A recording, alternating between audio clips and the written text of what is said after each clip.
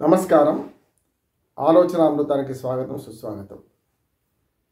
వక్ఫ్ board ముస్లిం లా ప్రకారం అట్లాగే భారతదేశ చట్టాల ప్రకారం వక్ఫ్ బోర్డుకు అపరిమితమైన అధికారాలు ఉన్నాయి. దాని సవరణకి కేంద్ర ప్రభుత్వం ఇటీవల అఫీషియల్ లీకేజ్ చేసింది.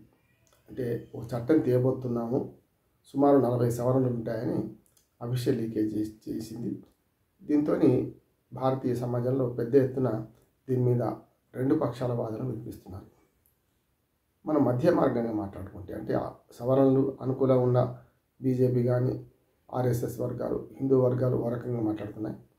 దీన్ని పూర్తిగా వ్యతిరేకంగా కాంట్రాస్ట్, ఇటు పక్కన బ్లాక్ అండ్ వైట్ విషయంలో ఆ చట్టాలు ఆమోదించేది లేదు, సమస్య లేదని చెప్పి ఇటు ముస్లిం వర్గాలు మాట్లాడుతున్నాయి. హిందువుల్లో ముస్లింలో కూడా మధ్యవాదులు ఉన్నారు మనలాగా.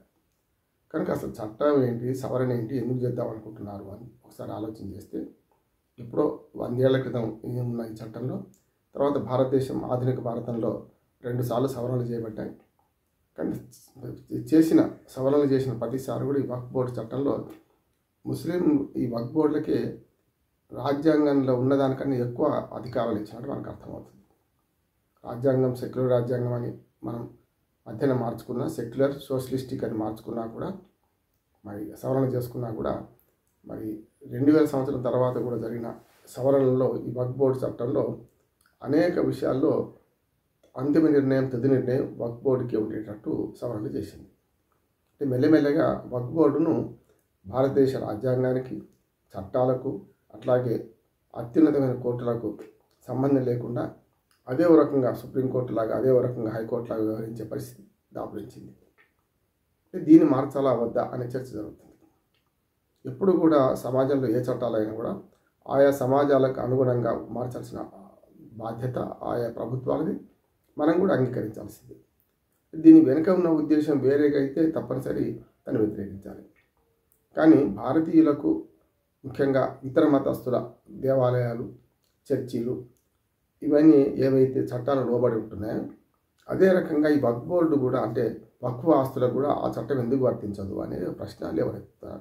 అటువైపు ఇటువైపు అది మారిస్తే, అది ముట్టుకుంటే అదొక భగవద్గీత, ఖురాన్, బైబిల్ లాంటిది, దాన్ని ముట్టొద్దు, మాకు వక్ఫ్ బోర్డు అధికారాలను కుదించొద్దు అని చెప్పి ఇటు పక్కన మాట్లాడుతున్నారు.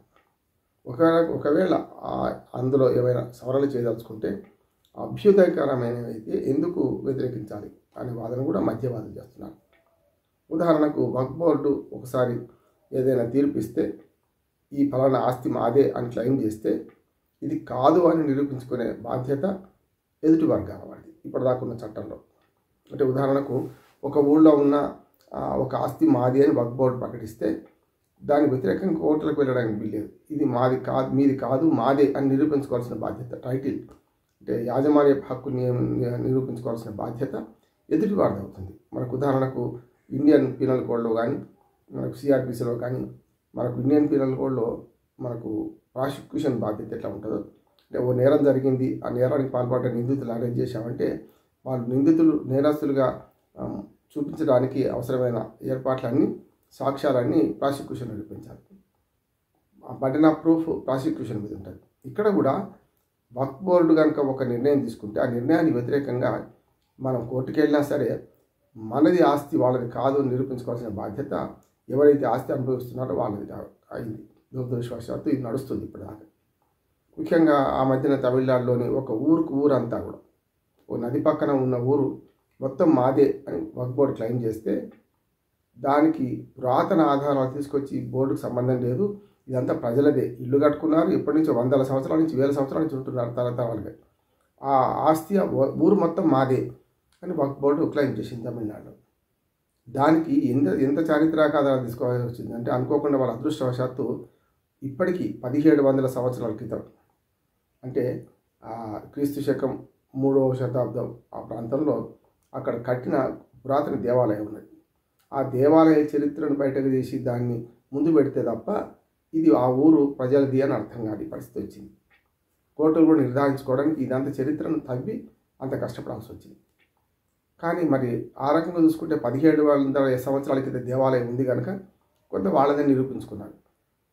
ముస్లిం మతం, ఇస్లాం మతం పుట్టిందే మన 1400 సంవత్సరాలు దాటది. ప్రపంచవ్యాప్తంగా పుట్టిందే 6వ శతాబ్దంలో క్రీస్తు శకం.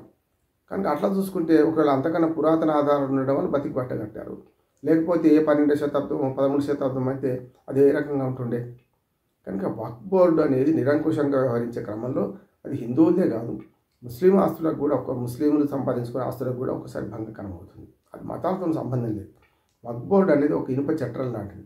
ఆ ఇనుప చట్రాన్ని ఎవరు కూడా దాని బయటకు రావద్దు, అది చట్రం లోపలనే అన్నీ ఉండాలి అనే భావనతోని మన భారత రాజ్యాంగానికి అతీతంగా రకంగా చెప్పాలంటే వక్ఫ్ చట్టం కూడా చట్టమే, భారతదేశంలో ఉన్న చట్టమే. కానీ అది ఎంత పకడ్బందీగా ఉందంటే దానిలో ఎవరు వేలు పెట్టకుండా వీలేని పరిస్థితి తీసుకొచ్చారు. అట్లాగే ఆస్తుల పెంపుదల కూడా అసలు వక్ఫ్ బోర్డు అనేది ఒక రకంగా చారిటీ. అది అంటే మనకు రంజాన్ పీరియడ్లో ఏదైతే దాన ధర్మాలు చేస్తారో, అటు ఎవరైతే కొంచెం ఆస్తులు ఎక్కువ ఉన్నవాడు దానం చేస్తారో, భూములు కానీ ఆస్తులు కానీ ఇల్లు కానీ భవనాలు కానీ వాటిని వక్ఫ్ బోర్డు కింద తీసుకునే క్రమంలో కొంత రిజిస్ట్రేషన్ అవన్నీ జరుగుతాయి కదా. అవన్నీ ఏమీ లేకపోయినా ఉన్నా సరే దాన్ని ఏముందంటే ఇప్పుడు ఒకసారి వక్ఫ్ బోర్డు ప్రకటిస్తే ఒకనాడు కేవలం 1,00,000 ఎకరాలకు మించని ఆస్తి వాళ్ళ 9 లక్షల ఎకరాలకు దేశవ్యాప్తంగా విస్తరించడం, ఆస్తులు 9 లక్షలకు సంబంధించిన ఆస్తులు సుమారు 1,20,000 కోట్ల రూపాయల ఇప్పటి విలువ కడితే, అంటే రిజిస్ట్రేషన్ విలువ ప్రకారం ఇప్పటి విలువ కడితే మార్కెట్ అయితే దానికి 4 ఇంతలు ఉంటుంది. కనుక అటువంటి ఆస్తులు అన్నీ వక్ఫ్ బోర్డు కింద ఉన్నాయి. అట్లాగే ఒకనాటికి ఈ 60-70 ఏళ్లనే వక్ఫ్ బోర్డు ఆస్తులు దాదాపు 5-6 రెట్లు పెరిగినాయి. అంటే అట్లా ఎందుకు పెరిగినాయి, ఎక్కడి నుంచి వచ్చినాయి అంటే మాకు వచ్చిన ఆదాయం బట్టి చేసినాం, కొత్త కొన్నామని అంటున్నారు. కనుక వక్ఫ్ బోర్డు ఆస్తులు ఒకసారి బోర్డు ప్రకటించిన తర్వాత ఆ బోర్డు ఆధీనంలో ఉండడంతో సామాన్య ప్రజలు కూడా ఇబ్బంది పడుతున్నారు. కొన్ని గ్రామాలు, కొన్ని మక్తాలు ఉంటాయి, కొన్ని ఇనాములు ఉంటాయి, ఇవన్నీ కూడా మావే అని ఇబ్బంది పడుతున్నారు.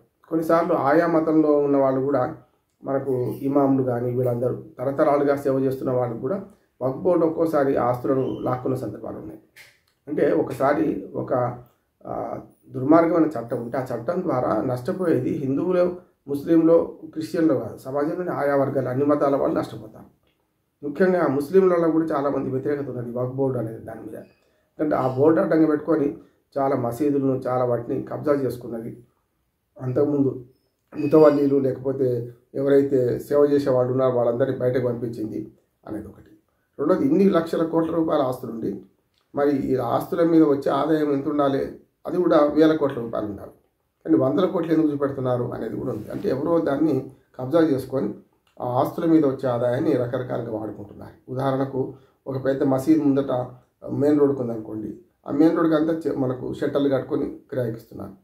ఆదాయం ఎవరికి పోవాలి, వక్ఫ్ బోర్డుకి రావాలి కదా, మళ్ళీ ఆస్తులు కొనడానికి దాన్ని ఉపయోగించాలి కదా, అది ఎవరికి పోతుంది అనేది కూడా సమస్య అవుతుంది. అందుకనే ఇవన్నీ ఒక ఎత్తు అయితే సామాజిక సమతుల్యత లేదు, ముఖ్యంగా జెండర్ ఈక్వేషన్ లేదు అనేది ఒకటి ఆరోపణ. అందుకని ఇప్పుడు బోర్డును సంస్కరించే కార్యక్రమంలో చట్టాన్ని 40 సవరణలు ప్రతిపాదిస్తున్నట్టున్నారు. అందులో ముఖ్యంగా అపరిమితమైన అధికారుల నుంచి కొంతవరకు కుదించే ప్రయత్నం చేస్తున్నారు. అట్లాగే కొన్ని సంస్కరణలు అభ్యుదయకరంగా ఉండే సంస్కరణలు చేస్తున్నారు. ఉదాహరణకు వక్ఫ్ బోర్డులో మహిళలకు చోటు లేదు. మరి ఆడమగ సమానం అనుకున్నప్పుడు మహిళలకు చోటు ఉండాలి కదా. కనుక వక్ఫ్ బోర్డు ఏవైతే గతంలో 30-33 ఉండే దేశవ్యాప్తంగా వక్ఫ్ బోర్డులు వాళ్ళు 50కి పైగా ఉన్నాయి. వీటిల్లో మహిళల భాగస్వామ్యం పెంచాలని కనీసం ఒక వక్ఫ్ బోర్డు 2 మహిళలైనా కనీసం ఉండాలని ఒక సవరణ చేస్తారంటున్నారు. ఇప్పటి వరకు సవరణ ఎప్పుడు చేస్తారో తెలియదు. సుమారుగా వచ్చే శీతాకాల సమావేశాలు పార్లమెంట్లో చేస్తారంటున్నారు. అట్లాగే అందులో ఏ సవరణలు ప్రతిపాదిస్తున్నారో తెలియదు. కానీ ఊహాగానాలు బయటపడ్డాయి, అఫీషియల్ లీకేజీలో బయటపడ్డాయి, ఇట్లాంటివి నేను చెప్పేటివన్నీ కూడా. అంటే మహిళలకు చోటు కల్పించడం, దానిలో కోర్టులకు అతీతం కాకుండా తప్పనిసరి కోర్టులకు లోబడే కొన్ని పనిచేయాలని. ఇప్పటికీ కోర్టులు జోక్యం చేసుకోలేదని కాదు, కానీ కొంతవరకు రిజిడ్గా ఉన్న వరకల్లా దాన్ని కోర్టులు కూడా ఒక్కోసారి లీనియంట్ వ్యూ తీసుకోవడం, లేకపోతే మనకెందుకు లేనుకోవడం, ఇవి జరుగుతున్నాయి. ఇట్లా కాకుండా ఎవరైతే ప్రత్యర్థి గట్టిగా ఉన్న చోటనేమో కోర్టులు కింది కోర్టు కొట్టేస్తే కూడా పై కోర్టు దాకా, సుప్రీంకోర్టు దాకా వెళ్ళి గెలిచిన సందర్భాలు ఉన్నాయి. కానీ ఎంతమందికి ఆ స్తోమత ఉంటుంది? ఒక పేదవాడి ఆస్తి, అది ముస్లిం కానీ హిందువు కానీ, వక్ఫ్ బోర్డు అనే అధికారులతో గుంజుకున్నప్పుడు వాళ్ళు పై దాకా ఎంత పోగలుగుతారు? అయితే కాంప్రమైజ్ అవుతారు, లేకపోతే ఏడ్చుకుంటూ బయటకు వెళ్ళిపోతారు. అట్లా కాకుండా రెండోది కూడా వక్ఫ్ బోర్డు ఆస్తులను వక్ఫ్ బోర్డు పరిమితులకు లోబడే మరి చాలా కఠినంగా ఉన్నాయి. కానీ ఆయా వక్ఫ్ బోర్డు సభ్యులు కానీ రాజకీయ ప్రమేయం ఉన్నవాళ్ళు కూడా అమ్ముకుంటున్నారు, రకరకాల దుర్వినియోగం చేస్తున్నారు అనేది ఒకటి ఉన్నది. దానివల్ల కూడా వక్ఫ్ బోర్డు ఆస్తులు కొన్ని చోట్ల కుదించకపోయినాయి.